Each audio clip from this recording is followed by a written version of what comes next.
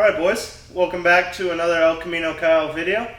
Damn, it sure has been a long time since I've uploaded the last, but I tell you the wait is well worth it with what we're doing this weekend.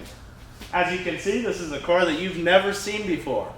New to me, it's a 1994 Buick Roadmaster Estate Wagon. Now, I know some of you, if you're into cars like I am, know what this beast is. Others, you're about to find out. This is a 1994 Buick Roadmaster. Came with a Corvette LT1 production from 1994 to 1996. That's a 5.7 liter Chevy engine with an iron block and iron heads. This thing makes somewhere around 275 horsepower, and I tell you, this thing throws you back in your seat. And the motor isn't the best part. It comes with dual exhaust, 9 seats of plush leather interior with a rear-facing third row, moon roof, sliding roof racks, wing windows, dual-action tailgate, and the list goes on and on and on. And I am not bullshitting when I tell you that if you had to drive one car for the rest of your life, I promise you this is the car that you want. So what am I going to be doing to it? Well, this is the first modification that I'm doing to this car, and to be completely honest, the only thing that I've done to it in the 2 months that I've owned it thus far is an oil change. So what did I decide to do? I decided to get 17-inch wheels for it and upgrade the tires from 28 inches tall to 32 inches tall. Well, how the hell are those going to fit on here? Well, we're putting a 7-inch lift kit on this thing. Why? Because why the fuck not? It's going to look badass, and I tell you, trust me, when you see the wheels and tires for this thing, it's all going to make sense to you. This thing, granted it all fits and works out the way I calculated it to, is going to be an absolute beauty. Now, today is May 27th. It's a Friday. Now, exactly in 2 Fridays from now, if my math is correct, will be June 10th, which is the start of the Gambler. And this thing's going on the Gambler. So, let's roll the intro clip. I'm going to walk around this thing, and then I'm going to get it up in the air, tell you a little bit about it, and we're just going to get started on this process. Welcome back, boys.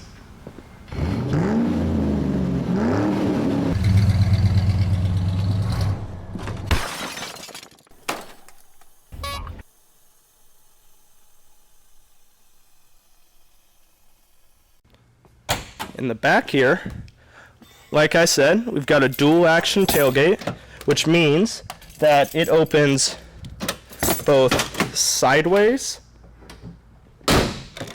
and like a regular tailgate. Now again, this is my work truck, so I've got a whole bunch of shit in it.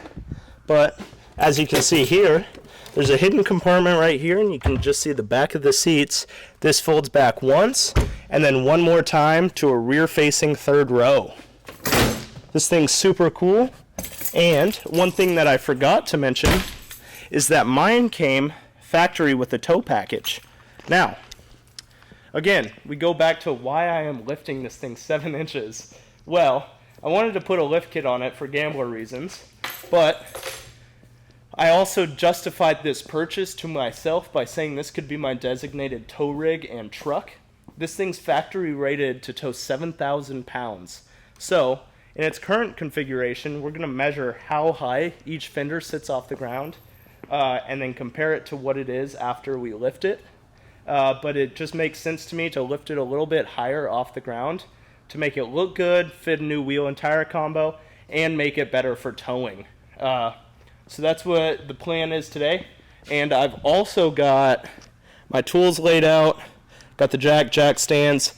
I've got a PA system, the same unit that I use on my 82 Granada station wagon. I've got a few different CB options that we're going to choose from because you need both a CB and a PA for the Gambler. It's just a must-have. All the wiring that we could need. And then in this next clip, this is our lift kit. I'm going to open this up, show you all the parts. And then you guys know my good buddy Jackson. He's currently got the 32-inch wheels and tires, a set of 4 of them, brand new. Cost me about $1,800. They're strapped to the top of his 2-door 1990 Toyota coupe, and he is driving down from Portland.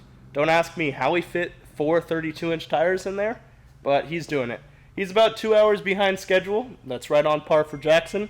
So I'm going to get this thing up in the air, start the process, and then he'll get down here with the wheels and tires, and we'll just keep chugging along. All right, so we will just center our tape measure on the center of the wheel, and we can see that the front fenders are resting at about 29 and a quarter inches, I'd say. As for the back, obviously we've got a fender skirt, so it's going to be a little bit less, and that one's almost 22 inches. We'll say that one's at 21 and 3/4. So next step, of course, is just get it up in the air, rip the wheels and tires off of it. I don't think you guys need to see any part of that.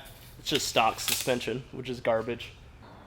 Alright guys, so got the rear shocks, both left and right sides, disconnected. They were a pain in the ass. Jackson showed up, and I got the old wheels off. New wheels brought here by Jackson. Don't know how he did it. But anyway, you gotta let me know what you guys think, both on and off the car. What I was thinking, so this is essentially a 17-inch Jeep wheel, and I believe it's a 5x5 or 5x127, 17-inch wheel with a 17x9, essentially. My thinking was I just like this wheel, and this thing was $184 a piece for a wheel. Usually you can't find options for less than $300. But anyway, got the bronze to match the wood paneling, and got the BF Goodrich KO2. There's no better tire, with the white lettered sidewall to match the white paint. Now, I'm going to be honest, Maya already slid them under the car to check fitment, and as of right now, without turning the wheel though, they are looking pretty good. They look good on the car. Now, got the lower rear trailing arm out, doing one at a time, just so we don't offset the axle. Sounds like Jackson's offsetting the axle right now, taking the other one out. Yep. Whatever.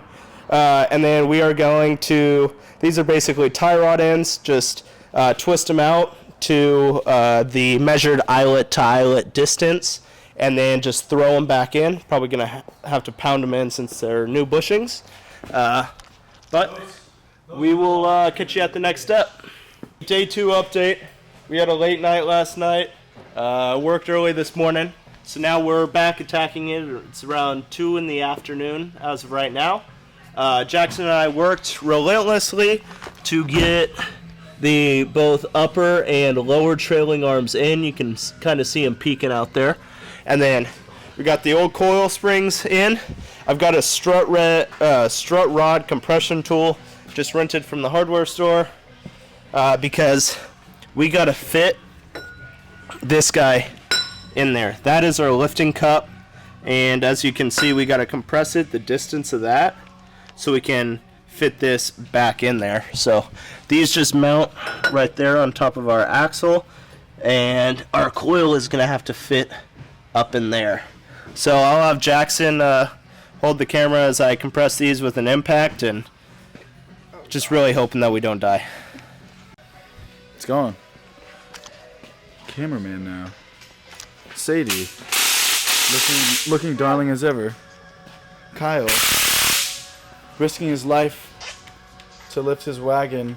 Why are you? I don't like how you hold your face right above that. Well, how else am I gonna do it?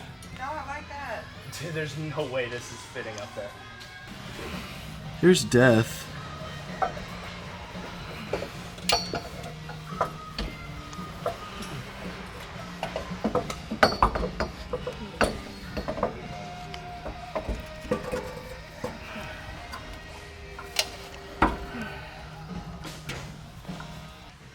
Alright, so as you guys saw, we're running into clearance issues where we can't extend these studs past the top leaf spring, coil, because, this is obviously where the body is on the car. So if these went past, obviously this wouldn't sit flush where it needs to be. and this is the most that we can get it compressed as of right now. So what we're gonna have to do is figure out a way to drop the axle down to get us more room, and then what we'll probably do is put a jack on the diff and then compress this coil back up that way, and then we'll have to very carefully put these upper trailing arms back in. So those short little stubby guys that Jackson's taking out right now, they're running into the exhaust and other components like that. So we're just going to take them out, but our axle is still held into position with the lower trailing arms. So we're just going to swing this guy back, and the drive shaft will also keep it in line, and then, yeah, eventually we'll get to where we need to be. Just got both coil and spacers in. We've got the rear axle held up by the jack, and then we've got jack stands underneath it for safety. Now we're just going to uncompress the coil.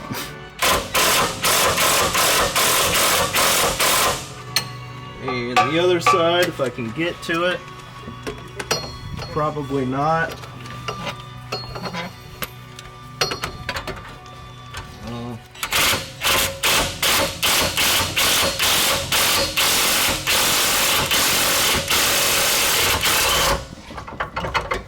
So it's pretty good. All right. So take our safety pins out, and looks like she's in. So now what we got to do is reconnect the. We'll probably cycle with the jack a few times just to make sure that everything is in place and where it needs to be. It's not contacting the exhaust or any body parts. And then we got to make adjustments to our trailing arms and make sure that the axle is positioned right, because if you look at the pinion angle, right now it's way too steep. So obviously we got to fix that. Alright guys, it's been a second since I've picked up the camera. We spent like 4 or 5 hours today just battling these heim joints and the shocks, clearance issues, grinding down shock studs, etc., etc. Nonetheless, it is now 7:30 p.m. Saturday night, which means that we're going to work until, I don't know, 11 p.m. tonight. I have to work at 5:30 in the morning till 11 a.m. And then we'll attack it again, front suspension from 11 a.m. to 11 p.m., something like that. But we got the rears set in place. And this is how it looks. The tire's clear. My math was correct down to the very last, like, half of an inch. Tiny little gap here. I can barely fit my finger in there, but the good news is I've got probably another ½ inch back here that I can cut and trim out if I needed to. And the one thing that I was scared about was it interfering with the wheel lip back there and having to cut the trim, but that does not look like it's the case.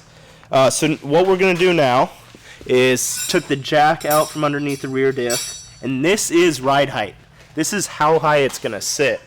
We're going to lower the tailgate, and then I'm going to get Millie and Jackson to bounce on the rear bumper to settle in the suspension and see how close we get here and if we're going to have to clearance it at all. But I'll set the camera up so we can check this out. Alright, so Jackson's going to bounce on the tailgate and check in that fender gap. You can see with the 4-link design, it's actually... Okay, Jackson, we might fall off the jack stands. But as it bounces, the 4-link actually pulls it backwards further away from the quarter panel gap. So, you know, theoretically, we should be set. The question is, and the real test is when I take this thing to Canada with 9 people and a U-Haul behind it next month, if it's going to clear all that. But in the meantime, we just got to get the front suspension set up on this thing and fucking keep cooking. It's time for a beer.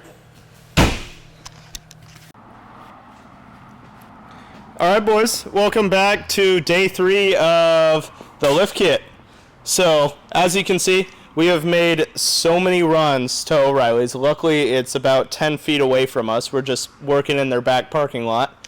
But Got the pickle fork in there, separated both the tie rod end and the upper ball joint. Man, this thing was being a pain in the ass. You can see that we bent it all the way. That used to be flat. You'll see that on the other side. Jackson got the upper control arms loose. And then, of course, when we hit it with the pickle fork, it separated. Coil came out. So now she's just chilling in there. And shoot. Woohoo! Oh, that's not going to be fun. I didn't even realize that. I'm going to go see on the other side what that is. We just broke something. So that's not good. That's going to be fun to trace back. But anyway, so now we got the coils out. Got the upper control arms separated and all that fun stuff. So what goes in now is the new upper control arms with their ball joints. And then we've got the cups right there. And then the last is going to be those shock absorbers in white right there. So theoretically, the front suspension is more involved than the rear is. But there's less components and less big, massive bolts to mess with. So what we're going to do is we're going to hit the other side, take protective measures, probably disconnect this one thing that I just snapped, and I'll have Jackson record me when I go through that process so you guys can actually see some of the stuff that we're doing. Okay, so try getting that sensor, whether it's an ABS sensor or what, off. Took the 7mm bolt out of it, tried prying it off, ended up breaking it. What does it matter because we broke the other side? So now we got to do the tie rod ends and the upper control arm ball joint just like the other side. So I got a pickle fork. There's a sloped end and a flat end. We're going to put the sloped end up because that's where we want to separate it. We're just going to shove it in there, and then we're going to have to work with it a little bit. Get it seated in there and then just go to town on it. Whoop! That's embarrassing. Don't worry, bro. I didn't get it in the shot.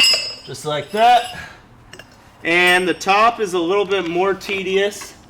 We're trashing these things, so it doesn't matter all too much. I just don't want to hurt these spindles.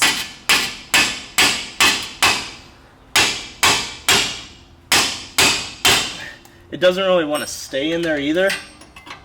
So we just gotta work with it a little bit.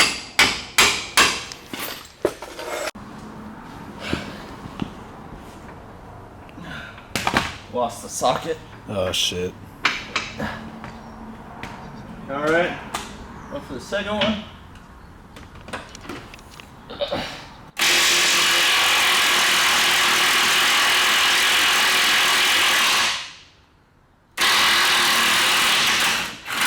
There's number two.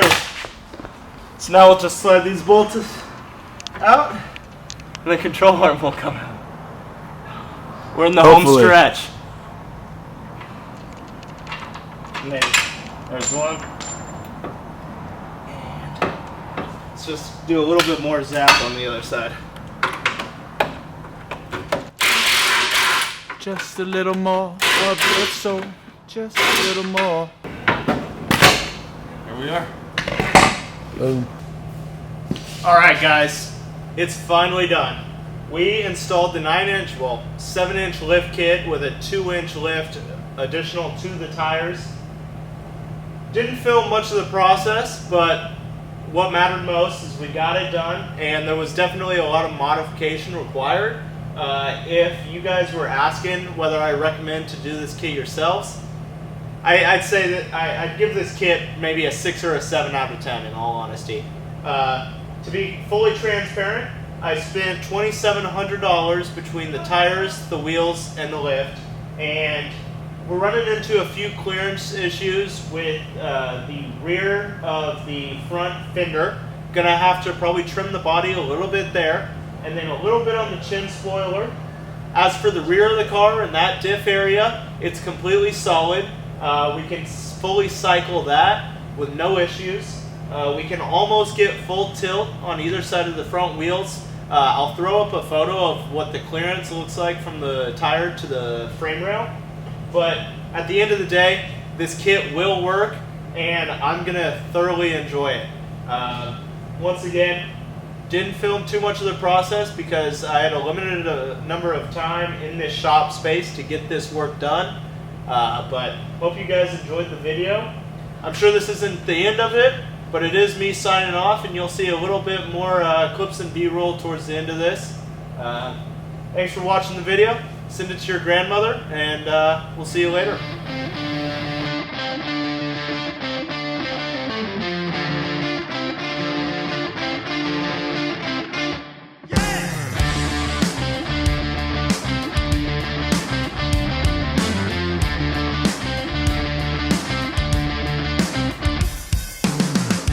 Tell me, baby, what you want to hear. Come on, darling, no, I'm all ears. But all you want is my time. Be with him, no, that's just fine. Ain't it funny how it works, my dear? Tell me, honey, what's on your mind? Oh my god. You want me to look, tell you what I find. Well, here we go.